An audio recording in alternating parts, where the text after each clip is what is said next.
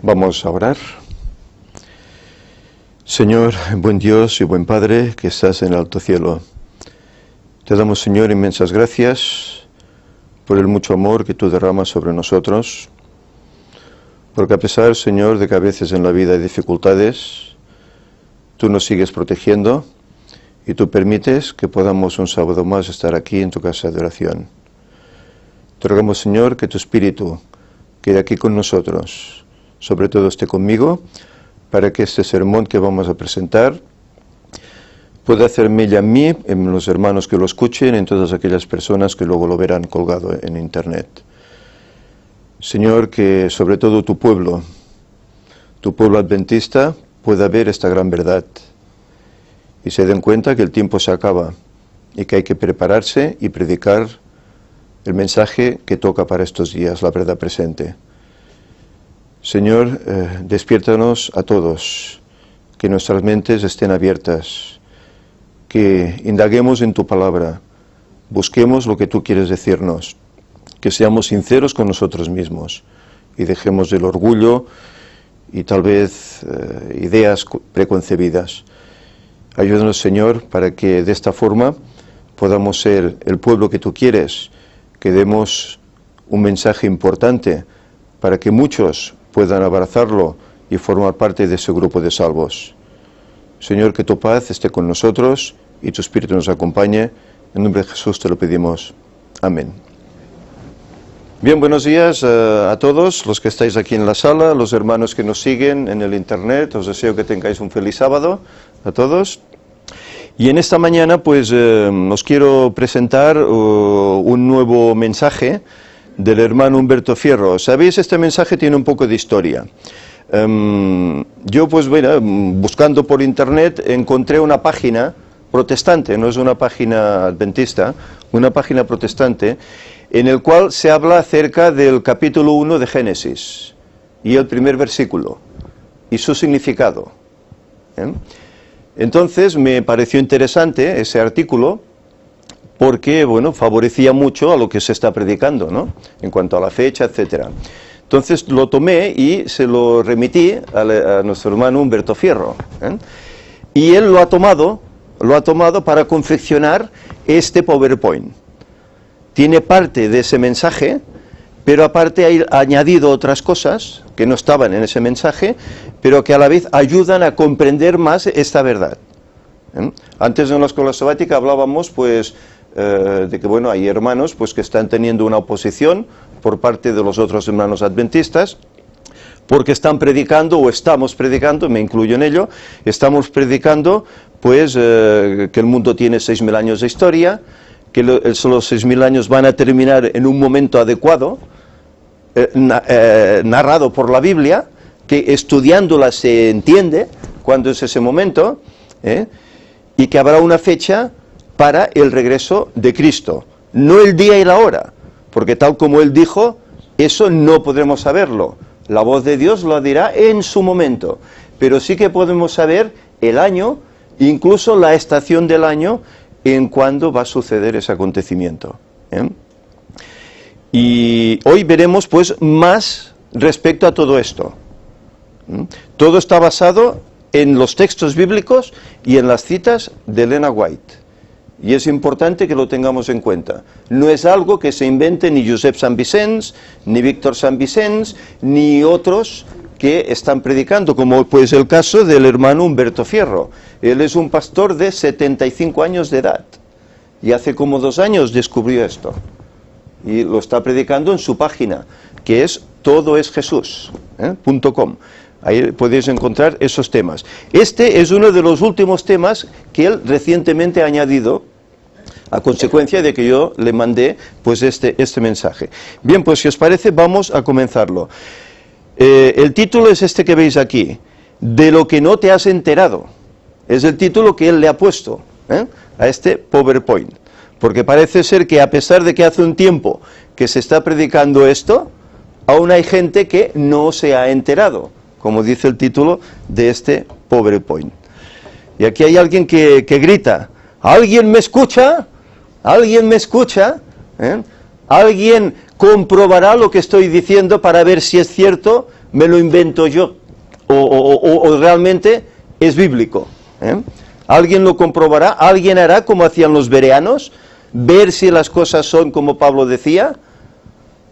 Solo pido este desafío a los hermanos que parece ser que están en oposición a este mensaje. Él utiliza ese texto base que se encuentra en Lucas 21-28 que ahora veremos. El texto dice en cuestión: cuando estas cosas comiencen a suceder, mirad y levantad vuestras cabezas, porque vuestra redención está cerca. ¿Qué cosas? Es lo que veremos ahora. Podemos ver ante nosotros una profecía muy parecida a la del Antiguo Testamento, que juntas con su gran objeto abarcan o dan un vistazo a un objeto más cercano de importancia para la Iglesia. Habiendo dado una idea de los tiempos de los siguientes 38 años, antes de la destrucción de Jerusalén, Cristo muestra que todas esas cosas terminarán en la destrucción de Jerusalén y la completa dispersión de la nación judía, lo cual será tipo y figura de la segunda venida de Cristo. ¿Recordáis que Cristo en Mateo 24 narra a sus discípulos? Ellos le preguntan: dinos, ¿cuándo serán estas cosas? ¿Y qué señal hay del fin del siglo, del fin del mundo? Y él les mezcla los acontecimientos que iban a suceder unos 40 años después, en la destrucción de Jerusalén, con los acontecimientos que iban a suceder al final del tiempo, antes de que Cristo regrese. Hay una mezcla de acontecimientos ahí. Vamos a ver. Extraordinaria revelación de Génesis 1, versículo 1. Dios tiene un mensaje para ti y para mí, en este maravilloso primer texto de su palabra. Solamente desea que tú y yo lo descubramos. Génesis, como tú sabes, es el primer libro de la Biblia. Es el comienzo de todo, de la creación, del hombre, del pueblo de Dios, del pecado, de la caída del hombre. Es el comienzo también de su redención. En Génesis se nos enseña el propósito y el plan de Dios. Génesis es la semilla que culmina en el Apocalipsis. ¿De qué nos habla Génesis al principio? En el principio creó Dios los cielos y la tierra. Este es el pasaje que hoy estudiaremos. Pero nos habla de unos orígenes de nuestro planeta, de la vida en este planeta. Pero a la vez nos está hablando de los orígenes que luego viviremos en la eternidad. Tiene su reflejo allá, aunque no lo parezca. Y aquí lo vamos a dar a entender así. El Génesis es el primer libro de lo que conocemos como el Pentateuco, los 5 primeros libros que escribió Moisés. La Torá para los judíos, que es la instrucción para el hombre y el fundamento de toda la revelación bíblica. En esos 5 libros es prácticamente donde se basa la doctrina hebrea. Aparte luego de profetas como Isaías, etc. Aquí está registrado el comienzo de todos los temas de la Biblia y en ellos el plan de salvación para los seres humanos. En el principio creó Dios los cielos y la tierra, según Génesis 1:1. Con esa sencilla y a la vez compleja frase comienzan las Escrituras y comienzan toda la revelación del Señor a la humanidad. Esta frase ya es para pensar. El hombre científico, el hombre moderno, cómo se ha hecho todo, qué pasó, dónde comenzó todo. Si vamos a la Biblia, nos dice: en el principio de todo, creó Dios los cielos y la tierra. Entonces, ¿de dónde procedemos? ¿De la casualidad? No, procedemos de un Dios que al principio creó todo. Es muy simple. Pasa que a veces las cosas simples los hombres no las quieren y buscan lo rebuscado, ¿verdad? Difícil se hace entender estas pocas palabras que a la vez encierran tanto. En esta sola frase está descrito lo que los científicos han tratado de explicar de las más diversas maneras. Han buscado la forma de entender cómo fue que ocurrió esto. Se han realizado experimentos para entenderlo, pero difícilmente se llegará de alguna manera concluyente a entenderlo. Y dentro del mundo científico, según la rama de cada grado, pues unos dan una secuencia de origen, otros dan otra secuencia, cada cual tiene su vertiente. Entre ellos no se ponen de acuerdo.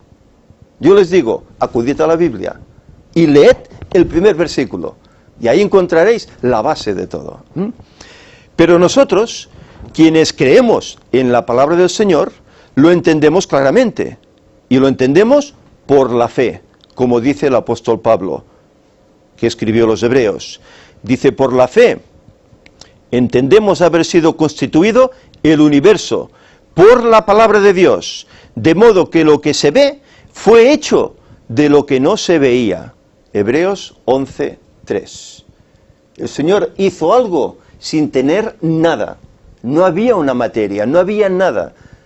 Con su voz creó. La voz de Dios es el poder, es la materia que crea todo. Por la fe lo entendemos. Aún hay cosas que no se nos han dejado ver.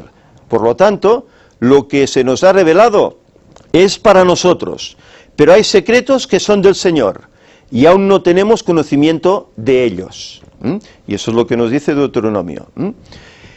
Este primer versículo del primer capítulo del primer libro de la Biblia dice que en el principio creó Dios los cielos y la tierra. Abarca toda la historia del hombre y de la venida del Salvador.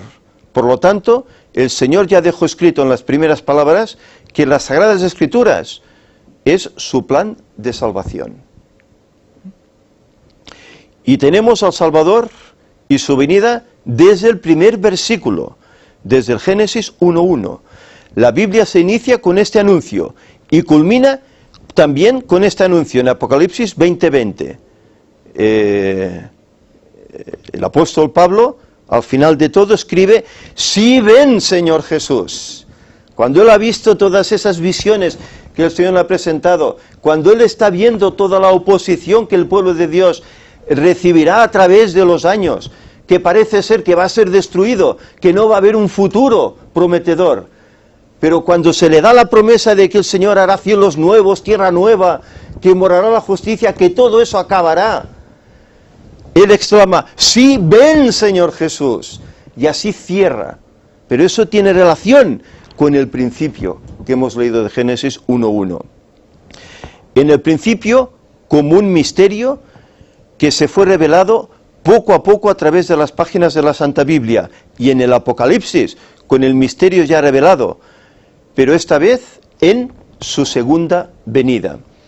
Y aquí vemos unas fotos significativas. En las Sagradas Escrituras encontramos al Mesías en cada página, y es verdad, se dice que a través de todas las páginas de la Biblia, de todos los libros, hay como un hilo de oro, que es Jesús y el plan de salvación. Por eso dice que en las Escrituras encontramos al Mesías en cada página. Dios nos lo va revelando en cada episodio, en cada acontecimiento, quien vendría a ser el Rey de Reyes y Señor de Señores. Y esa es nuestra misión, ir descubriendo al Mesías y darlo a conocer a quien, como dice el apóstol Juan, en el mundo estaba, y el mundo por él fue hecho, pero el mundo no lo conoció. A los suyos vino y no le conocieron. Y el mundo hoy aún descarta a Jesús. Sí, bueno, fue un hombre sabio, un hombre que se avanzó a su tiempo, pero lo descartan como el que es, ese Emmanuel, ese Dios con nosotros, Salvador. Lo descartan como tal. Segunda de Corintios 5:20 dice, por tanto, somos embajadores de Cristo, como si Dios rogara por medio de nosotros, en nombre de Cristo rogamos, reconciliaos con Dios. ¿Por qué? Porque aún estamos a tiempo, aún tenemos ese tiempo de gracia en el cual el hombre puede encontrar el camino de salvación. Nuestro objeto es conocerle a este Jesús. ¿Y cómo lo podemos descubrir? Juan 5:39 dice, escudriñad las Escrituras. Aquí en este pequeño libro podemos encontrar todo nuestro bienestar y todo nuestro futuro glorioso. Y podemos conocer a este gran yo soy. Desde el principio allí encontramos que Dios nos habló de Él, del mismo Jesús. Es sumamente interesante saber que en el principio Dios transmitió su palabra en hebreo. Y como sabemos, el hebreo es una lengua consonantal, es decir, no tiene vocales. Las letras que se usan para formar las palabras son exclusivamente consonantes. Por tanto, Génesis 1:1, que fue escrito en este idioma, está compuesto por 7 palabras, igual que los días de la creación. Y se le suprimen 14 vocales. Y estas palabras que veis en rojo es el texto original en hebreo. Pero sabéis, estas palabras yo las tengo aquí anotadas en cómo se pronuncian en hebreo. No sé si lo haré bien, pero las 7 palabras son Bereshit, Bra, Elohim, Et, Hashamathim, Bet, Aerez. No sé si lo he dicho bien. Si hay algún judío, algún israelita, algún hebreo que me esté escuchando, le pido disculpas si me he equivocado en la acentuación. Pero estas son el significado verbal, por así decir, de estas palabras que están escritas en hebreo. Posteriormente, el sabio Salomón nos habla sobre esto diciendo, porque 1000 años delante de tus ojos son como el día de ayer que pasó, y como una de las vigilias de la noche, que encontramos en Salmo 94, que lo hemos citado en varias ocasiones ya. Y aproximadamente 537 años después, el apóstol Pedro, hablando de lo mismo, dice, en 2 de Pedro 3:8, un texto que también hemos citado muchísimo, mas, oh amados, no ignoréis esto, que para con el Señor un día es como 1000 años, y 1000 años como un día. De tal forma que Dios convierte los 7 días de la semana literal en 7000 años proféticos, lo cual es importante tenerlo en cuenta para el desarrollo de este tema que estamos presentando. Claro, aquí chocamos pues con la posición que muchos cristianos adventistas tienen. No, es que las semanas es 7 días literales y punto. Y de ahí no se puede sacar más. Pero aquí el hermano Fierro nos está diciendo, a raíz de estos 2 pasajes, de Salmo 90 y de 2 de Pedro 3:8, que como para el Señor un día es como 1000 años, él está diciendo que esta semana de 7 días aparentan también, proféticamente, 7000 años. En su disertación el apóstol dice, no ignoréis esto. Es que es importante el reproche, la advertencia que aquí Pedro nos da. Hermanos, no ignoréis esto. Quiere decir que eso es importante, que debemos conocer qué quiere decir. O sea, nosotros debemos saberlo. Las Sagradas Escrituras registran que la creación de Dios la realizó de la siguiente forma. Y vamos aquí a verlo. Primer día, aparición de la luz, día y noche. Esto está en Génesis 1, del 3 al 5. Segundo día, el Señor creó el cielo, la atmósfera y los mares. El tercer día, surgimiento de los continentes y aparición de la vegetación en la tierra. Cuarto día, aparición de los cuerpos celestes que alumbran la tierra. Quinto día, los animales del mar y las aves. El sexto día, los mamíferos y finalmente el hombre. Y el séptimo día, terminada la obra creadora, Dios ve que lo que había hecho era bueno en gran manera. ¿Y qué hace? Descansa y santifica ese día, el último, el séptimo. De esta forma, según la Biblia, fue creado el mundo, aunque muchos se resistan a creerlo y suponen que el mundo fue creado en un periodo de millones de años. Pero esta es la descripción sencilla que nos da el primer capítulo del Génesis. pero más allá de la magnificencia de su creación, que por sí sola merece toda alabanza, honra y gloria, pues creemos que Dios fue el creador de todo, con solo decir, sea la luz, por su palabra, y produzca la tierra, etcétera, etcétera. Por tanto, la creación no fue producto del azar. Creemos además que en la creación del mundo el Señor dejó implícito lo que podríamos llamar un anteproyecto para el futuro de la humanidad, del cual ciertamente aún tenemos mucho por descubrir, a medida que escudriñamos las Escrituras. Vamos indagando en eso, vamos descubriendo eso. Estos días de la creación tienen un significado muy especial. Eclesiastés 1:9 dice, ¿qué es lo que fue?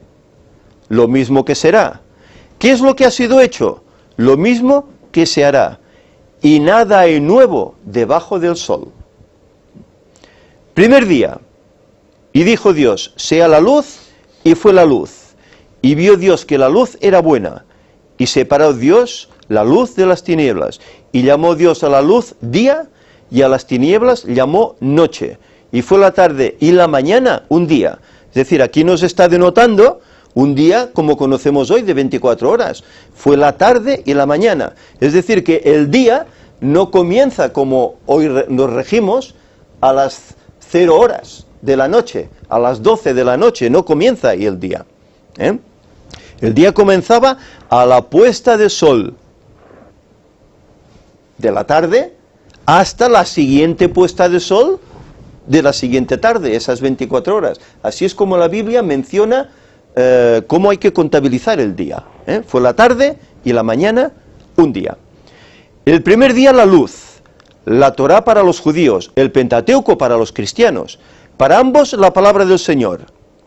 Juan en su Evangelio nos dice, en el principio era el Verbo, y el Verbo era con Dios, y el Verbo era Dios. Este era en el principio con Dios.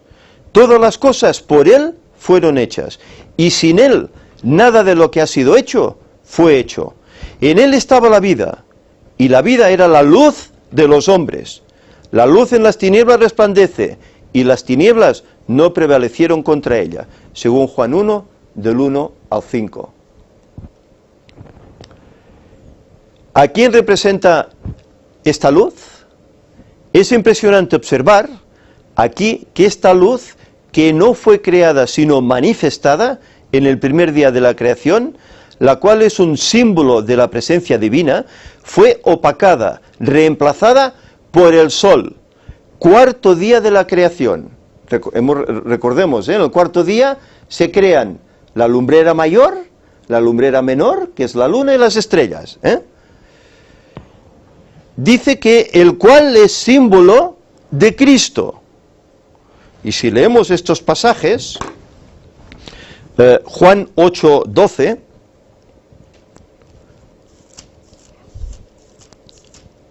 Juan 8, versículo 12, dice, otra vez Jesús les habló diciendo, yo soy la luz del mundo, el que me sigue no andará en tinieblas, sino que tendrá la luz de la vida.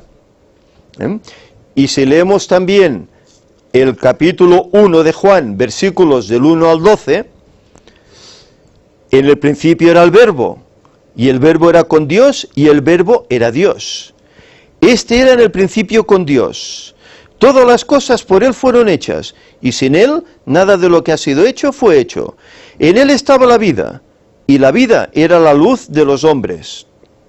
La luz en las tinieblas resplandece, y las tinieblas no prevalecieron contra ella. Hubo un hombre enviado de Dios, el cual se llamaba Juan. Este vino por testimonio, para que diese testimonio de la luz, a fin de que todos creyesen por él. No era él la luz, sino para que diese testimonio de la luz. Aquella luz verdadera, que alumbra a todo hombre, venía a este mundo. En el mundo estaba, y el mundo por él fue hecho, pero el mundo no le conoció. Es decir, que la luz, ese paralelo con ese sol de la creación del día 4, es Jesús. De esta forma, Allí se nos estaba hablando de los 4000 años de pecado, que comenzaron con el sacrificio del Cordero en el Edén y terminaron 4000 años después con la muerte del Cordero de Dios, en el año 31 de Jesucristo. Esta cita la leeremos luego, esta de Conflicto de los Siglos, 375. Esa luz aparentemente fue opacada con la muerte de Cristo, pero surgió con una luz más resplandeciente cuando el mismo Cristo resucitó de los muertos, demostrando su incomparable amor por los pecadores y dando inicio a los otros 2000 años de pecado. Es interesante que con la muerte de Cristo culminan los primeros 4000 años, tal como dice esta cita que luego leeremos, pero faltaban otros 2000 que dieron paso en la resurrección de Cristo. La pregunta es, ¿cómo podemos identificar al Verbo? Juan 1,14 dice, y aquel Verbo fue hecho carne, y habitó entre nosotros, y vimos su gloria, gloria como del unigénito del Padre, lleno de gracia y de verdad. Al Mesías mismo, hecho carne, lo vemos revelado en este primer día de la creación como la luz. Aquella luz verdadera que alumbra a todo hombre venía a este mundo. En el mundo estaba y el mundo por él fue hecho, pero el mundo no lo conoció. Por tanto, desde el primer día de la creación se nos anuncia la venida del Salvador a través de la luz para deshacer las obras del pecado. ¿Os dais cuenta de esto? La importancia de los 7 días de la creación. La luz, ¿quién es? Cristo. Se estaba anunciando ya que Cristo iba a venir, iba a estar aquí en medio de nosotros, antes de que hubiese pecado. Fijaros, el Señor conoce las cosas, aunque nos parezca paradójico, ¿cómo es posible? Y es así. Segundo día, la separación de las aguas. Aparece Noé en la historia, y fue separado de la gente perversa que pereció en las aguas. Apocalipsis 17:15 dice, las aguas son pueblos, muchedumbres, naciones y lenguas. Finalmente, la separación de la humanidad en 2 grupos. Y la Biblia menciona esta separación. Si leemos este pasaje de Mateo 25, versículo 32, dice, y serán reunidas delante de él todas las naciones, y apartará los unos de los otros, como aparta el pastor las ovejas de los cabritos. Es decir, aquí hace 2 grupos. Leamos el versículo 34, dice, entonces el rey dirá a los de su derecha, venid, benditos de mi Padre, heredad el reino preparado para vosotros desde la fundación del mundo. Y en el versículo 41, dice, entonces dirá a los de la izquierda, apartaos de mí, malditos, al fuego eterno preparado para el diablo y sus ángeles. Pero ¿os habéis fijado que estos 2 grupos tienen un nombre concreto? Ovejas y cabritos. Y no hay un grupo intermedio. O estás a la derecha como oveja, o estás a la izquierda como un cabrito. Pero no hay un entremedio, un carnero, no. O uno u otro. Día 3. Aparición de la vegetación, los frutos, la hierba. Mateo 7:16 dice, por sus frutos los conoceréis. Estas fueron palabras de Jesús. Para descubrir a quién. A los falsos maestros, falsos profetas, ¿verdad? Por sus frutos los conoceréis. Es así como en medio de esta maraña de vegetación, los desobedientes, aparece en la historia a Abraham, un hombre justo que crece en medio de la hierba y sale de él todo un pueblo que sigue el ejemplo de su padre, sus hijos que aceptan los mandamientos de Dios en el monte Sinaí, y prosigue hasta el final del tiempo. Vamos a leer también estos pasajes. Éxodo capítulo 19. Versículo 8.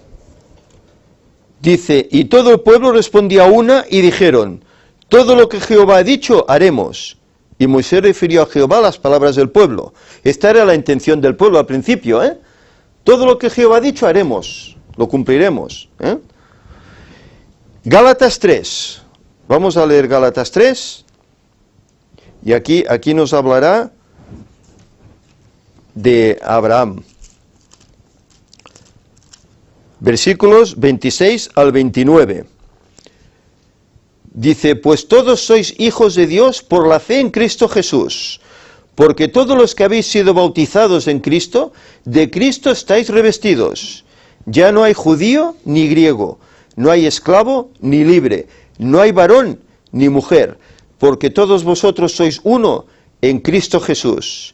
Y si vosotros sois de Cristo, ciertamente linaje de Abraham sois, y herederos según la promesa. Caramba, piensa uno, ¿qué tenemos que ver nosotros con la saga de los judíos?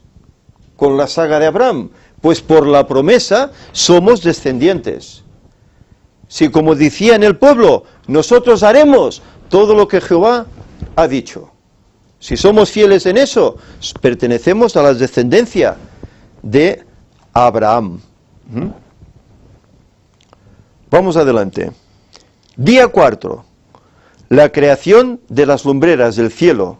A los judíos Dios les encomendó proclamar la venida del Mesías al mundo, para cuando viniera lo estuvieran esperando, así como las lumbreras esparcen su luz.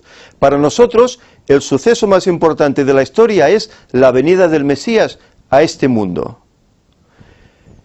Este día 4, dice, es el cumplimiento de los 4000 años de pecado, de los 6000 años señalados por la profecía, cuando Cristo vendría a morir por nuestros pecados el año 31 de Jesucristo. La pregunta es, ¿cuándo se cumplirán los otros 2000 años? ¿Cuándo es 31 más 2000? 2031, ¿verdad? Las cuentas no fallan, ¿eh? Hasta un niño pequeño de párvulos lo puede sumar, ¿eh? Pero fijaros, día 4, el sol, y el sol en la Biblia se le denomina a Cristo como el sol de justicia. Día 4, Cristo viene en el año 4000 después del pecado. 4000, la relación que hay. Muchos de estos no la han visto, esta relación, pero está ahí. Día 5, los animales del mar y las aves. Las enseñanzas del Mesías y su conocimiento se esparcirían a través del mundo como las aves, y quienes creerían en él se multiplicarían como los peces incluso del mar. Mateo 24:14 dice, y será predicado este evangelio del reino en todo el mundo para testimonio a todas las naciones, y entonces vendrá el fin. Sería esparcido, como las aves y como los peces del mar. Así como el Señor le dijo a Adán y a Eva, fructificad y multiplicaos y llenad las aguas de los mares también. ¿Qué significado tiene eso en las Escrituras? Como vimos anteriormente, según Apocalipsis 17:15, el mar representa pueblos, naciones, muchedumbres, que procederían de Adán y también de Eva, de esa primera pareja. Día 6. El hombre fue creado al 6º día. El 6 es número de hombre, es el 6º milenio, es la culminación de los 6000 años de pecado. Si antes del 4 era paralelo al año 4000 cuando Cristo aparece por primera vez, ahora el 6 es la culminación de estos 6000 años. En el último siglo de este 6º milenio es donde el hombre alcanzaría su más alto nivel de desarrollo y conocimiento. Pero también el periodo de rebelión del hombre hacia Dios. Es allí donde Jesús dijo que antes de su regreso el pecado aumentaría al nivel del que existió antes del diluvio. Vamos a leer estos pasajes. Mateo 24:12.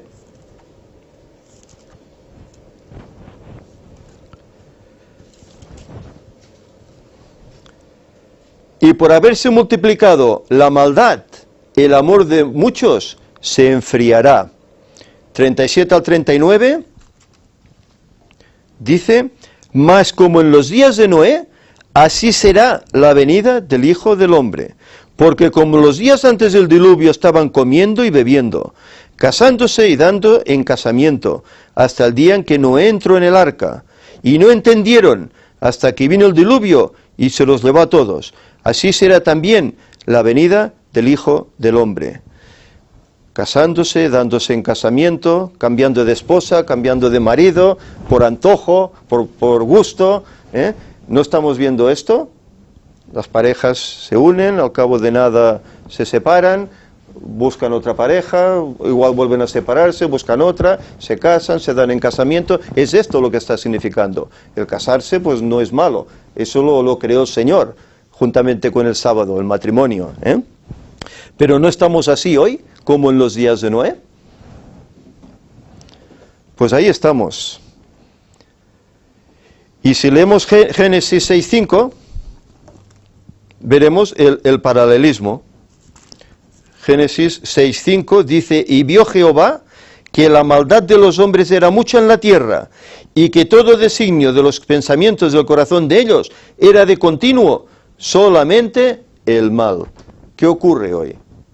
¿Vemos cosas buenas en las noticias? ¿Noticias agradables? Atentados, muertes, asesinatos, guerras, conflictos en las familias, en la sociedad, en todas partes, hambres, miseria, persecuciones, torturas, tantas cosas, la maldad en aumento, pero a tal punto que hay ciudades en las cuales ya no se puede vivir y la gente tiene que marcharse, vivir al campo, porque no se puede vivir en ellas, de la inseguridad que hay, como los días de Noé. Solamente basta con escuchar las noticias, desde luego, y creo que en el ministerio del Cuarto Ángel, el Gran Engaño, nos está dando evidencias de que todo esto es cierto, con las noticias. Precisamente en ese tiempo vendrá una piedra pequeña, cortada no con mano, según dice Daniel 2:45, que golpeará los pies de la estatua, aquella estatua de aquel sueño del rey Nabucodonosor, ¿os acordáis? Y desmenuzó el hierro, el bronce, el barro, la plata y el oro.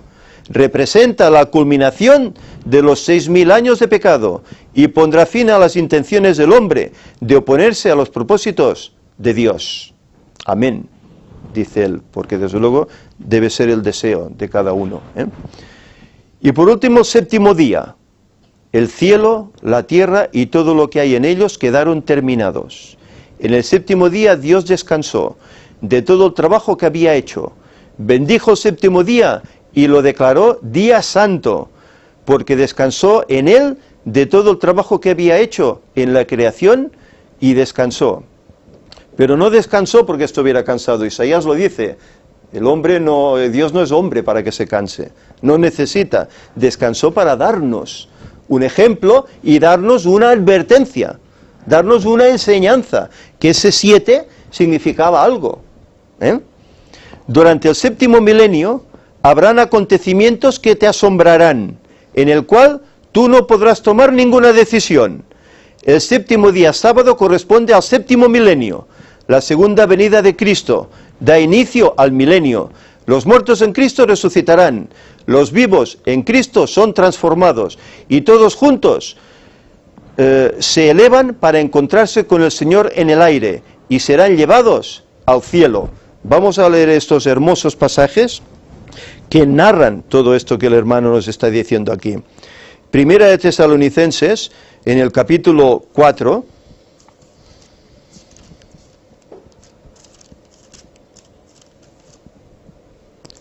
versículos 13 al 18, dice, tampoco queremos, hermanos, que ignoréis acerca de los que duermen, para que no os entristezcáis como los otros que no tienen esperanza.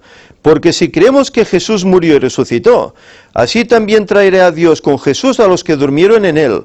Por lo tanto, os decimos esto en palabra del Señor, que nosotros, que vivimos, que habremos quedado hasta la venida del Señor, no precederemos a los que durmieron, porque el Señor mismo, con voz de mando, con voz de arcángel y con trompeta de Dios, descenderá del cielo, y los muertos en Cristo resucitarán primero.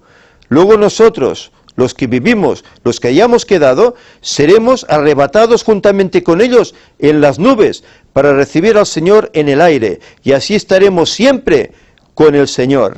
Y termina, por tanto, alentaos los unos a los otros con estas palabras. No son palabras de ánimo, de esperanza, de ganas de predicar a pesar de la oposición, porque sabemos que al final viviremos con Cristo en el cielo.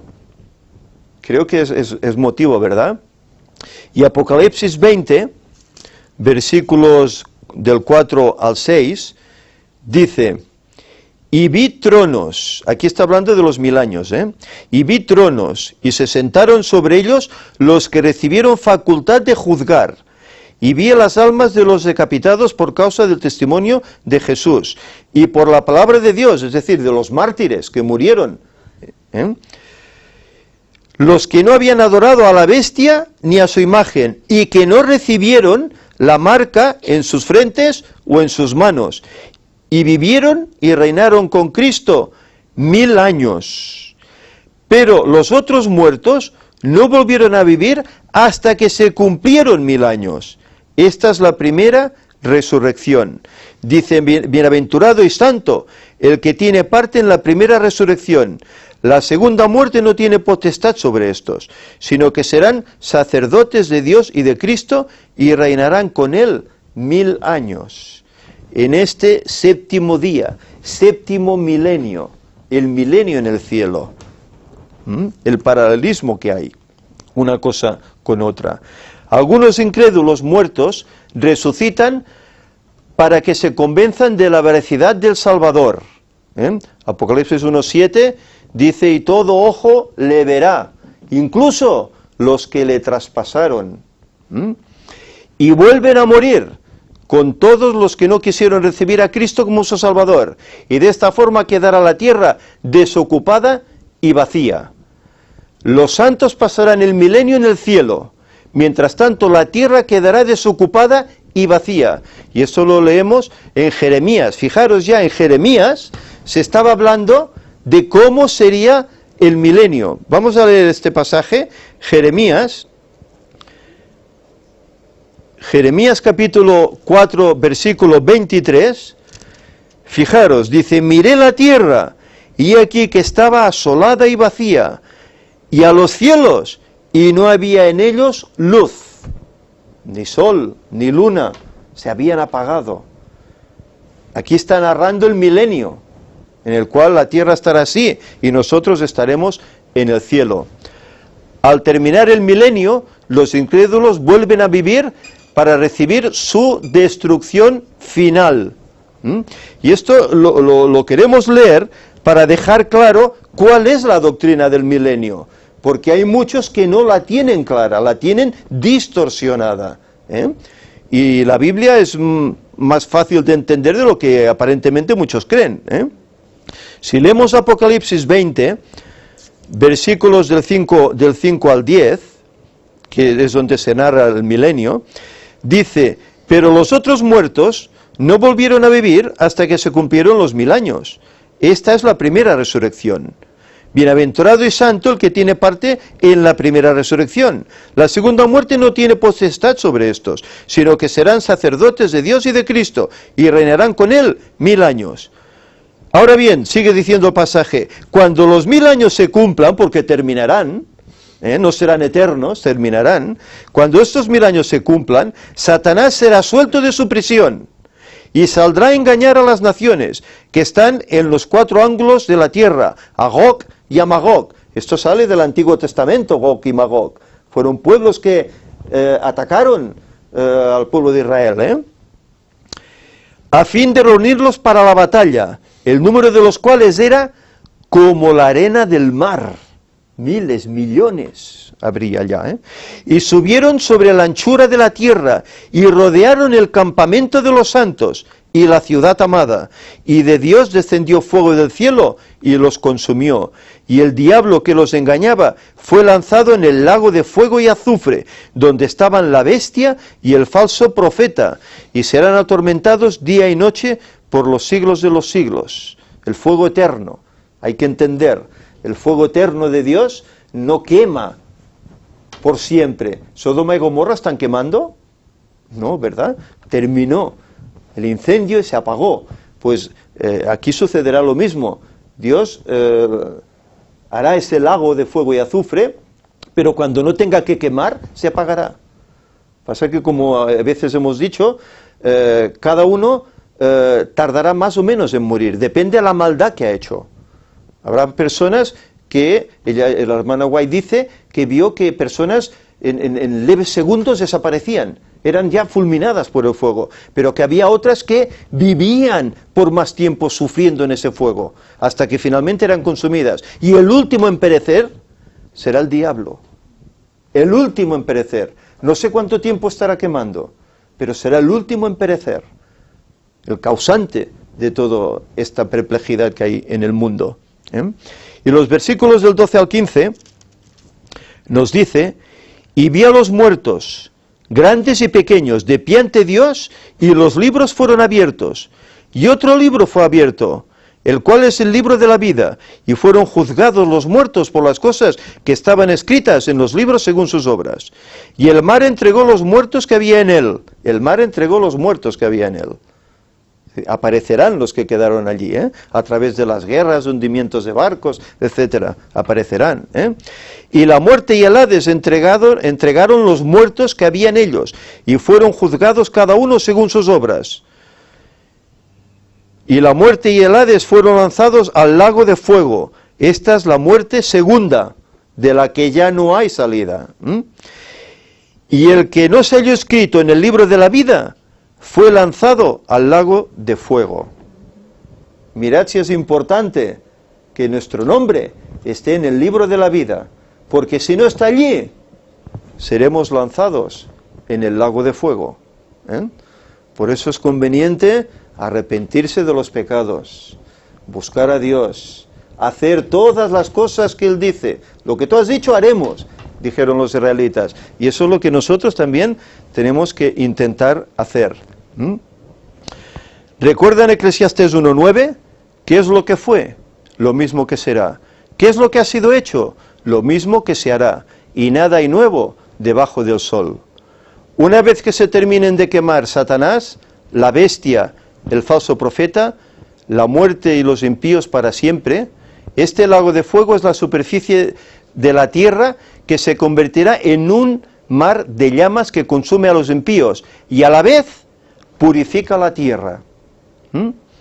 Luego se repite Génesis 1, otra vez, la creación se repite otra vez, pero esta vez con mayor esplendor. Apocalipsis 21, del 1 al 5 dice: entonces vi un cielo nuevo y una tierra nueva, porque el primer cielo y la primera tierra habían pasado y el mar ya no existía más. ¿Veis el reflejo de Génesis 1, la creación, con lo que vendrá después del año 7000, después del milenio? Yo, Juan, vi la santa ciudad, la nueva Jerusalén, descender del cielo de parte de Dios, ataviada como una esposa, hermoseada para su esposo. Y oí una gran voz del cielo que decía: el tabernáculo de Dios está ahora con los hombres. Él morará con ellos, ellos serán su pueblo, y Dios mismo estará con ellos como su Dios. ¿Dónde ocurrirá todo eso? Aquí, en esta misma tierra que será purificada por ese lago de fuego. Enjugará Dios toda lágrima de los ojos de ellos, y ya no habrá más muerte, ni habrá más llanto, ni clamor, ni dolor, porque las primeras cosas ya pasaron. El que estaba sentado en el trono dijo: yo hago nuevas todas las cosas, y me dijo: escribe, porque estas palabras son fieles y verdaderas. ¿Y qué hemos aprendido de la Escritura? Que dice que Dios no miente, que Dios no cambia. Y si esas palabras son fieles y verdaderas, el Señor nos dará eso, ese nuevo cielo y esa nueva tierra, y viviremos por siempre, sin maldad, sin muerte, sin enfermedad. De acuerdo a Isaías 66, 22 y 23, dice: porque como los cielos nuevos y la tierra nueva que yo hago permanecerán delante de mí, dice Jehová, así permanecerá vuestra descendencia, vuestro nombre, y de mes en mes, y de sábado en sábado, vendrán todos a adorar delante de mí, dice Jehová. Y está hablando de la eternidad, está hablando ya después incluso del milenio. De sábado en sábado iremos a adorar. El sábado está clavado en la cruz, está abolido, aquí lo demuestra. No, está en vigencia, continúa siendo vigente y lo será por toda la eternidad, porque es una enseñanza para nosotros. Como te darás cuenta, el Señor trazó el plan redentor del hombre desde la misma creación. Los 6000 años de pecado están representados por los 6 días de la creación. El sábado representa el milenio, en cuyo final Dios purificará la tierra eliminando el pecado, y con él a los pecadores que no quisieron acogerse al plan de salvación trazado por el Creador, Cristo Jesús. Después del cual Dios traerá todas las cosas a su perfección original, como dice Génesis 1:31, y vio Dios cuanto había hecho, y era bueno en gran manera. Pero el hermano Guay dice que lo que el Señor nos tiene preparado para luego será mucho mejor aún, más glorioso aún, que el Edén. Como vimos anteriormente, el primer versículo de Génesis, capítulo 1, está compuesto por 7 palabras equivalentes a los días de la creación. Cada palabra equivale a un día, Y según el conflicto de los siglos, en la página 375, en el párrafo 3, dice: a la mitad de la semana haría cesar el sacrificio y la ofrenda. En el año 31 de Jesucristo, 3 años y medio después de su bautismo, nuestro Señor fue crucificado. Con el gran sacrificio en el Calvario, terminó aquel sistema de ofrendas que durante 4000 años habría prefigurado al Cordero de Dios. El tipo se encontró con el antitipo, y todos los sacrificios y oblaciones del sistema ceremonial debían cesar. Por eso el velo, una mano de un ángel lo rasgó en 2, porque terminaba, pero ahí culminaban 4000 años desde que entró el pecado, desde que se tuvo que sacrificar el primer cordero para vestir al hombre y a la mujer.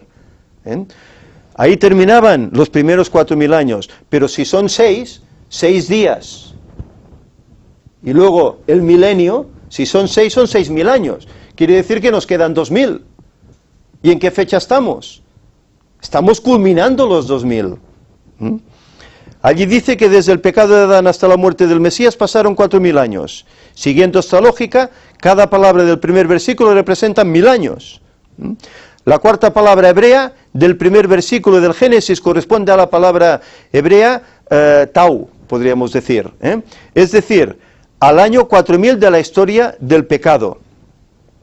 Estas letras hebreas corresponden a la primera y la última letra del alfabeto hebreo, el alef y la tau, primero y último, que en griego es alfa y omega. Hablar de alfa y la omega sabemos que se refiere en Apocalipsis 1:8, yo soy el alfa y la omega, principio y fin, dice el Señor, el que es y que era y que ha de venir, el Todopoderoso. Es el primero y último sacrificio realizado por el pecado, al cumplirse los primeros 4000 de los 6000 años de pecado. De esta manera se cumplió Génesis 3:15, y enemistad pondré entre ti y la mujer, y entre tu simiente y su simiente. Esta te herirá en la cabeza, y tú le herirás en el calcañar. Esto se cumplió con la muerte de Cristo. Allí la sentencia del diablo ya fue. La primera letra y la última del alfabeto griego es como si dijéramos desde la A a la Z. La frase indica integridad, plenitud, y tiene el mismo significado que el principio y el fin, el primero y el último. En este caso, el que habla es el Señor, el que es, que era y que ha de venir, identificado como Dios el Padre. Sin embargo, Apocalipsis 1, del 11 al 18, la expresión alfa y omega se identifica claramente con Cristo, quien también declara que es el primero y el último. Entonces hay 2 dioses. Solo que los antitrinitarios, todos hay 2 dioses, ¿no? Son un solo Dios, un solo Dios. Y los mismos atributos tiene uno como tiene el otro, como tiene el tercero, y es así. El profeta Zacarías también hace alusión a Moisés, y mirarán a mí, al primero y al último, al Aleph y a Tau, a quien traspasaron, y llorarán como se llora por hijo unigénito, afligiéndose por él como quien se aflige por el primogénito. Esta letra, la tau, es la cuarta palabra de Génesis 1:1, para los judíos como para nosotros el alfa y la omega. Estas dos expresiones nos hablan del Mesías. En el cuarto día de la creación Dios creó el sol. El profeta Malaquías, hablando 425 años antes de Cristo, dice respecto de esto: mas a vosotros, los que teméis mi nombre, nacerá el sol en mayúscula de justicia, y en sus alas traerá salvación, y saldréis y saltaréis como becerros de la manada. Malaquías 4:2. El profeta estaba profetizando aquí la venida del Mesías. Nacerá el sol de justicia y en sus alas traerá la salvación. Es interesante notar que desde la creación de Adán hasta el nacimiento del Mesías transcurrieron 4000 años, así como desde el pecado de Adán hasta la muerte del Mesías también transcurrieron 4000 años. Y él nos invita a ver un PowerPoint que pasamos en su momento, creo que fue el primero, me parece, que pasamos. ¿Cuántos años permaneció Adán en santidad? Es el número 185, aquí está equivocado, 185. Desde la creación hasta Adán, hasta el nacimiento de Jesús, 4000 años justos. Día 4 de la creación, el sol. Desde que Adán pecó hasta la muerte del Mesías, otra vez, 4000 años justos.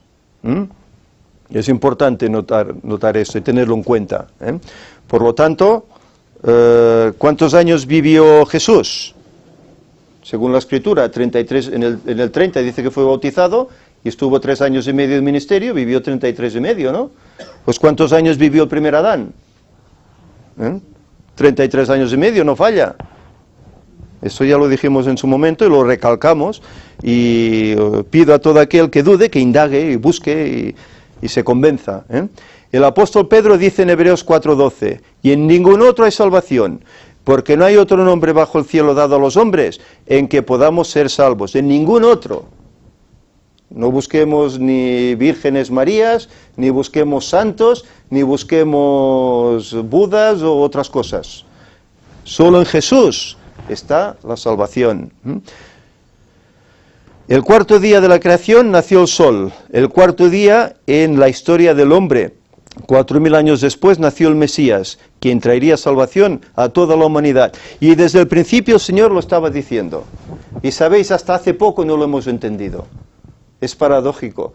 Cómo el Señor tapa con su mano las cosas y hasta que no llega el momento oportuno no la levanta, para que descubramos y veamos la verdad que toca para ese momento. Pero lo paradójico es que muchos, a pesar de que la mano está levantada para que veamos, siguen sin ver y siguen cerrados en sus 13. No tiene nada que ver la creación con los 6 o 7000 años, no tiene nada que ver. Pues fijaros si hay citas, si hay pasajes que lo demuestran. El plan redentor de Dios consta de 7000 años, tiempo en que Dios volverá a traer todas las cosas al estado original, tiempo que equivale a los 7 días de la creación. Hay muchos ejemplos de ello en la Sagrada Escritura. En ella tenemos imágenes de lo que vendría. Veamos algunos, por ejemplo. Noé tenía 600 años cuando vino el diluvio. ¿Qué sucedería cuando terminen los 6000 años de pecado? Y fijaros, 606, 6, Pues lo mismo, se va a volver a repetir el diluvio, en vez de agua, pues será otra cosa. Los hijos de Lea, por ejemplo, Rubén, fijaros que aquí se dan el nombre de los 7 primeros hijos de Jacob, y el séptimo no es varón, fijaros. Rubén significa, vean ustedes un hijo. Simeón, que fue el segundo, significa oír. Tercero, Leví, significa sujetado. Recordemos que los nombres hebreos todos tenían un significado, relacionado con esa persona. No como hoy, que hoy ponemos José, o Víctor, o Ángel, o María, porque sí. Antes no, tenía un significado. Judá significa celebrado. Curiosamente, después de Judá, Lea dejó de dar a luz. Note que el Mesías descendió de la tribu de Judá. ¿Judá quién es? El cuarto hijo. Otra paradoja, ¿verdad?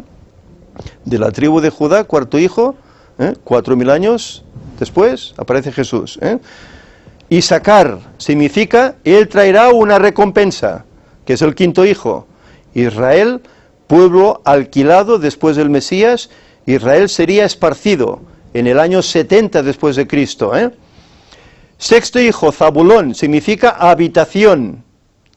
Y el séptimo hijo no es un varón, Dina.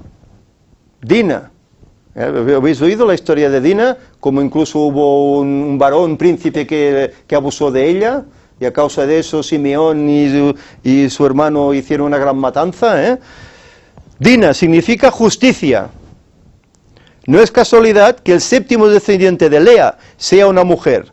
La mujer en la Biblia representa a la iglesia. En el séptimo milenio la iglesia será llevada al cielo por 1000 años. A veces pensamos, ¿y por qué esos hijos? ¿Y por qué esos significados? Vean ustedes un hijo, oigan, será sujetado, celebrado. Él traerá una recompensa, una habitación y justicia. Es el significado que nos está dando esos nombres. Fue el significado que tenían para aquel pueblo, que finalmente olvidaron, y es el significado que hoy nos da a nosotros aún hoy. Porque nos sirve, porque el séptimo hijo, fijaros, una mujer, paralelo a la iglesia de Dios. ¿Y por qué está registrado esto en la Biblia? ¿Y por qué solo tiene una hija y es la séptima? ¿Por qué no fue el séptimo? Hay cosas que, caramba, no son coincidencias. El Señor hace las cosas porque sí. Enoc fue el séptimo, pero ¿quién fue el 11? Nimrod, el que edificó luego Babilonia. Fijaros, y el 11 el diablo lo utiliza para sus planes maléficos, ¿verdad? Fijaros cómo son las cosas, no son por casualidad. Moisés, después de 6 días fue llamado al monte Sinaí para entrar en la presencia de Dios. Y en el séptimo milenio los santos de Dios serán llevados al cielo en una nube para disfrutar de la gloria del Señor. Los esclavos trabajaban 6 años, el séptimo eran libres. Fijaros, el 6-7 siempre. El rey Joás, Atalía mató a toda la descendencia real. Joás, un chavalín, fue ocultado en la casa del Señor por 6 años. Al séptimo año comenzó a reinar sobre Israel. Al séptimo año. La transfiguración, Mateo 17. Y después de 6 días, el Señor se transfiguró delante de los discípulos. 6 días, 6000 años. Se transfigurará, vendrá, aparecerá. 6000 años, ahí nos lo estaba diciendo. Lucas dice en el 8º. ¿Habéis leído el pasaje? No dice en el 6. Pasaron como 8 días, que es ya después del milenio, cuando comienza el 8º, que ya vamos a estar aquí, viviendo por siempre. La resurrección de Lázaro tuvo lugar después de 6 días, como dice el pasaje. Las bodas de Caná, las 6 tinajas llenas de agua representan los 6000 años de pecado, durante los cuales el Mesías ha estado compartiendo con nosotros el vino de la salvación. Séptimo día, sábado. El primer capítulo de Génesis se refiere a la creación, pero más que eso, es un anteproyecto del destino de la humanidad y de la venida del Mesías para darnos descanso espiritual por siempre. Fijaros si hay ejemplos, y estos son unos pocos, hay muchos más. Son unos pocos que el hermano nos ha puesto acá, pero hay muchos más. Conclusión. Cronología de esta impresionante profecía. Primer advenimiento. Al cumplirse los 4000 años de pecado, el Mesías viene a la tierra y convive con los hombres pecadores por espacio de 33 años y medio, y muere en la cruz, pagando nuestros pecados en el año 31, según hemos visto en esta cita, ¿verdad? Con el gran sacrificio ofrecido en el Calvario, terminó aquel sistema de sacrificios que durante 4000 años habrían prefigurado a Cristo. Segundo advenimiento. Según la profecía de los 6000 años de pecado, si el Mesías murió en el año 31 de Jesucristo, su segundo advenimiento será en el año 2031, porque si con su muerte se cumplieron 4, quedan 2. Si sumas 2 al 31, 2000, nos lleva al 2031. No es que el día y la hora nadie sabe, dice el día y la hora, pero no dice el año. Lo que pasa es que muchos interpretan que día y hora quiere decir que no hay ni año, ni siglo, ni nada, no se puede saber. Y solo se está refiriendo a día y hora, que no sabremos, pero sí podemos saber el año, porque ahí está escrito, 6.000. Si sumamos los 2.000 que nos faltan desde el 31, nos llega al 2031, no va más allá, ni 2043, ni otras fechas que se han dado. Es así. Y sin especificar día y hora, pues esto nadie lo sabe. Recuerde que él dijo que aquellos días serán acortados por causa de los escogidos. El Señor hará obra abreviada, obra acelerada. En su segundo advenimiento, Cristo no viene a establecer su reino de paz en la tierra. Dice que se reunirá con los redimidos en el aire y ascenderán en la nube a la nueva Jerusalén. Y podemos leer, si os parece, estos pasajes. No sé si tenemos tiempo para ello. ¿Estáis ya muy cansados? Bueno, hay algunos que acaban de llegar y para ellos esto comienza. Vamos a leer estos pasajes porque es que son importantísimos para saber cómo son las cosas. La página 702 del Conflicto de los Siglos nos dice: entre las oscilaciones de la tierra, las llamaradas de los relámpagos y el fragor de los truenos, el Hijo de Dios llama a la vida a los santos dormidos, dirige una mirada a las tumbas de los justos, y levantando luego la mano al cielo exclama: despertaos, despertaos, despertaos. 3 veces lo dice: los que dormís en el polvo, y levantaos. Por toda la superficie de la tierra los muertos oirán esa voz, y los que la oigan vivirán. Toda la tierra repercutirá bajo las pisadas de la multitud extraordinaria de todas las naciones, tribus, lenguas y pueblos. De la prisión de la muerte sale revestida de gloria inmortal, gritando: ¿dónde está, oh muerte, tu aguijón? ¿Dónde, oh sepulcro, tu victoria? Y los justos vivos unen sus voces a los de los santos resucitados en prolongada y alegre aclamación de victoria. Fijaros en esto: todos salen de sus tumbas de igual estatura que cuando en ellas fueron depositados. No miden como ese fémur, 1 metro y pico, solo de la cadera a la rodilla, no. Salen de las tumbas como fueron a ellas, en su misma estatura. Adán, que se encuentra entre la multitud resucitada, es de soberbia altura y formas majestuosas, de porte poco inferior al Hijo de Dios. Presenta un contraste notable con los hombres de las generaciones posteriores. En ese respecto se nota la gran degeneración de la raza humana. Pero todos se levantan con lozanía y el vigor de eterna juventud. Se levantan pequeñitos, sí, pero se levantan sanos, fuertes, lozanos. Al principio, el hombre fue creado a la semejanza de Dios. Dice ella, no solo en carácter, sino también en lo que se refiere a la forma y la fisonomía. Somos creados como es Dios. ¿Os acordáis que Moisés le dijo: muéstrame tu gloria? Y él le dice: yo pasaré y verás mis espaldas. Pero el Señor puso la mano, porque no podrás verme y vivir. Somos creados a semejanza. El pecado borró e hizo desaparecer casi por completo la imagen divina, pero Cristo vino a restaurar lo que se había malogrado. Él transformará nuestros cuerpos viles y los hará semejantes a la imagen de su cuerpo glorioso. Hará un cambio en este cuerpo material carnal. La forma mortal y corruptible, desprovista de gracia, manchada en otro tiempo por el pecado, se vuelve perfecta, hermosa e inmortal. El Señor nos da inmortalidad entonces.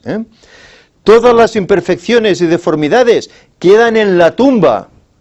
Si hemos ido allá ciegos, mancos, enfermos, todo eso desaparece. Lozanía, juventud, salud. Reintegrados en su derecho al árbol de la vida, en él desde tanto tiempo perdido Edén, los redimidos crecerán hasta alcanzar la estatura perfecta de la raza humana en su gloria primitiva. Por eso comeremos de ese árbol de la vida, que dará cada mes un fruto.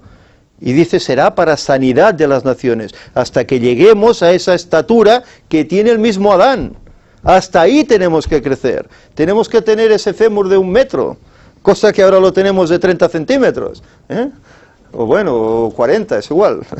Pero ahí tenemos que crecer. Las últimas señales de la maldición del pecado serán quitadas, y los fieles discípulos de Cristo aparecerán en la hermosura de Jehová nuestro Dios, reflejando en espíritu, cuerpo y alma la imagen perfecta de su Señor. Oh maravillosa redención, tan descrita y tan esperada, a través de 6.000 años esperándola, contemplada con anticipación febril, pero jamás enteramente comprendida. Dice que los justos vivos son mudados, en un momento, en un abrir de ojo. A la voz de Dios fueron glorificados, ahora son hechos inmortales, y juntamente con los santos resucitados, son arrebatados para recibir a Cristo su Señor en los aires. Arrebatados para recibir al Señor en el aire. Los ángeles juntarán sus escogidos de los 4 vientos, de un cabo del cielo hasta el otro. Santos ángeles llevan niñitos a los brazos de sus madres. Esto mi madre, recuerdo que lo tenía como algo certero, porque ella perdió su primera hija. Y ella falleció con el convencimiento de que cuando esté allá, su hijita le será llevada a los brazos. Es tremendo, estas cosas conmueven desde luego. Amigos, a quienes la muerte tenía separado desde largo tiempo, se reúnen para no separarse más, y con cantos de alegría suben juntos a la ciudad de Dios. Es tremendo lo que el Señor nos está preparando. Y cómo Él escoge a una mujer para que escriba estas verdades que dan esperanza y ánimo, para que las leamos y nos aferremos a ellas, y vivamos a pesar de los pesares que la vida nos lleva, en confianza de que al final el Señor nos dará esto. Es tremendo. Tercer advenimiento. En su tercer advenimiento, Zacarías 14 dice, y se afirmarán sus pies en aquel día sobre el monte de los olivos, que está enfrente de Jerusalén al oriente, y el monte de los olivos se partirá por en medio, hasta el oriente y hacia el occidente, haciendo un valle muy grande, y la mitad del monte se apartará hacia el norte, y la otra mitad hacia el sur. Esto sucederá cuando la nueva Jerusalén descienda al fin de los 1000 años. En esta ocasión sí establecerá su reino de paz. Y si queréis, leemos esos pasajes, donde lo describe perfectamente.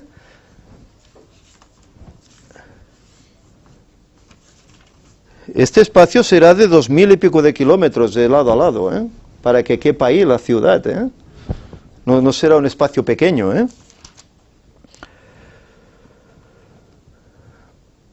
Al fin de los 1000 años, Cristo regresa otra vez a la tierra. Le acompaña la hueste de los redimidos y le sigue una comitiva de ángeles. Al descender en majestad aterradora, manda a los muertos impíos que resuciten para recibir su condenación. Por eso dice, y todo ojo le verá. Se levanta su gran ejército, innumerable como la arena del mar. Qué contraste entre ellos y los que resucitaron en la primera resurrección. Los justos estaban revestidos de juventud y bellezas inmortales. Los impíos llevan las huellas de la enfermedad y de la muerte. No han dejado en la tumba su enfermedad, su incapacidad, no. Salen tal cual fueron. Tal cual. No hay cambio en ellos. Todas las miradas de esta inmensa multitud se vuelven para contemplar la gloria del Hijo de Dios. A una voz las huestes de los impíos exclaman, bendito el que viene en el nombre del Señor. No es el amor de Jesús lo que les inspira esta exclamación, sino que el poder de la verdad arranca esas palabras de sus labios. Los impíos salen de las tumbas tales como a ellas bajaron, con la misma enemistad hacia Cristo y el mismo espíritu de rebelión. No disponen de un nuevo tiempo de gracia, como algunos dicen. Hay religiones que dicen que después habrá una segunda oportunidad. No, Elena White lo deja claro, no hay otra oportunidad, otro tiempo de gracia. Para remediar los efectos de su vida pasada, pues de nada les serviría. Toda vida de pecado no ablandó sus corazones. De serles concedido un segundo tiempo de gracia, lo emplearían como el primero, eludiendo las exigencias de Dios e incitándose a la rebelión contra Él otra vez. No aprenderían la lección, volverían a hacerlo, porque no están cambiados por el poder del Espíritu Santo. Cristo dice, baja sobre el monte de los olivos, de donde ascendió después de su resurrección, y donde los ángeles repitieron las promesas de su regreso. Allí es donde Él ascendió, donde lo despidieron sus discípulos, y una nube lo apartó de sus ojos, Allí bajará.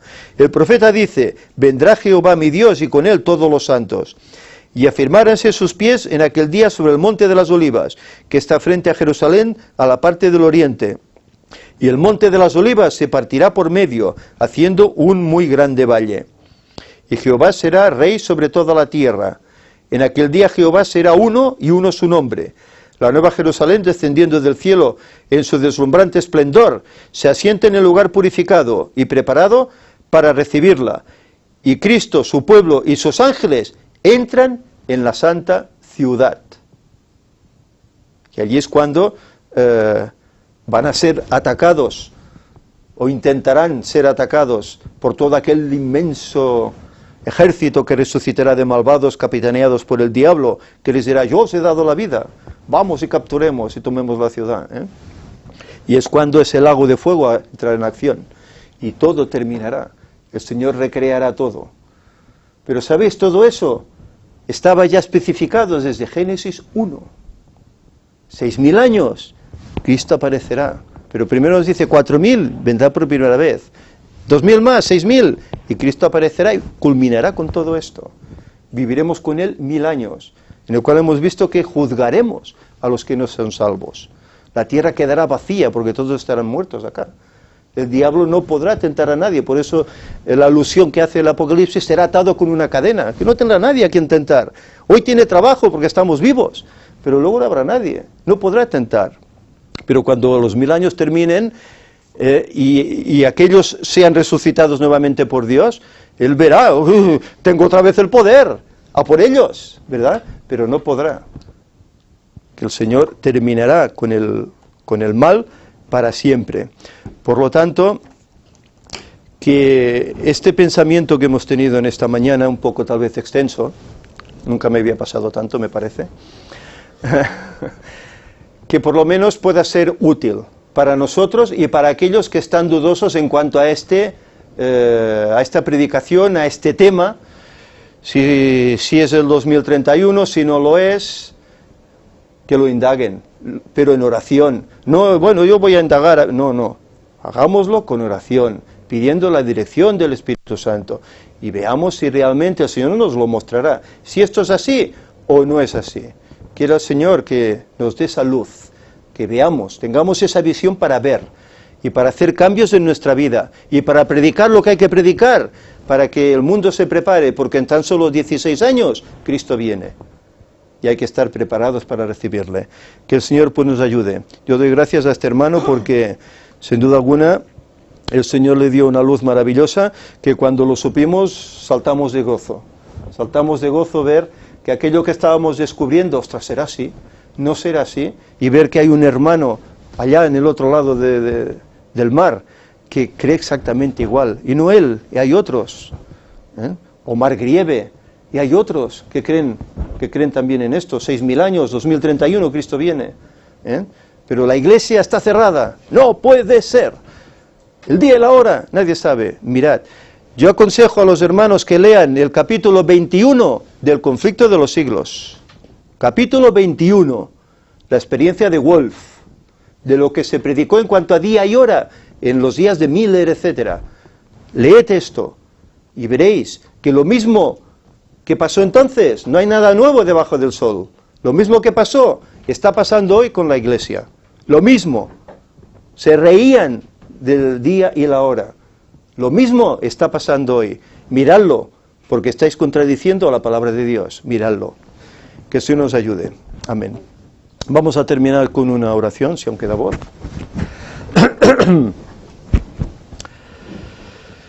Señor y Padre, te damos inmensas gracias porque tú nos has dejado este libro vivo, en el cual a través de todas las edades tú has ido dando unas verdades, no todas, pero sí las necesarias para el momento. Tú lo hiciste así con aquel pueblo antiguo, lo hiciste con nuestros primeros padres, con Israel, con los apóstoles, con los reformadores, en el siglo XIX con ese despertar religioso, y lo haces hoy, que estamos ya cerquita, muy cerquita de tu regreso. Señor, ayúdanos para que seamos sinceros, seamos humildes, estudiemos este santo libro con oración, si es conveniente hasta con ayuno, para que podamos comprender, gracias a tu Espíritu Santo, las verdades que tú hoy tienes para tu pueblo. Señor, que a pesar de los pesares sigamos adelante predicando lo que hay que predicar, a pesar de que se rían de nosotros, se burlen, o tal vez tengamos incluso violencia. Ayúdanos, Señor, a ser fieles. Y te ruego por tu pueblo, esparcido en todo este mundo, los que están dentro como los que están fuera, que tú, Señor, estés con ellos para que vean estas cosas, las acepten, se acerquen a ti y vivan conforme a ellas. Despierta a tu pueblo, Señor, aquellos sinceros y humildes, y ayúdanos para que hagamos la labor que nos corresponde, para que otros puedan llegar a este conocimiento. Señor, que vivamos este sábado pensando que significa ese milenio que vamos a vivir contigo en el cielo, y que lo vivamos guardándolo como es debido y esperándolo gratamente, que sabemos que muy cerca lo vamos a disfrutar. Que seamos vencedores, que podamos ser de ese grupo, que estemos en pie cuando tú vengas. Y Señor, ayuda a tu pueblo, como decíamos, a todas esas almas que están dudosas, ayúdalas, Señor, para que vean la verdad. Que tu paz nos acompañe y que tengamos el anhelo, como lo tenían los bereanos, de comprobar las cosas, de estudiarlas por nosotros mismos, no lo que se nos diga desde los púlpitos, porque a veces hasta se nos puede engañar, pero que estudiemos las cosas para discernir. Sabemos que la infiltración ha llegado también a tu iglesia, a pesar de que tampoco se cree en ello, pero está ahí, se están cambiando doctrinas, esa apostasía omega está haciendo su acción. Señor, ayúdanos pues para que no caigamos en ella y que denunciemos todas esas prácticas para que los hermanos anden en esta esperanza de vida y en las doctrinas auténticas. Quédate pues con nosotros, que tu paz nos acompañe y bendícenos y a todos aquellos familiares que representamos. En nombre de Jesús te lo pedimos. Amén.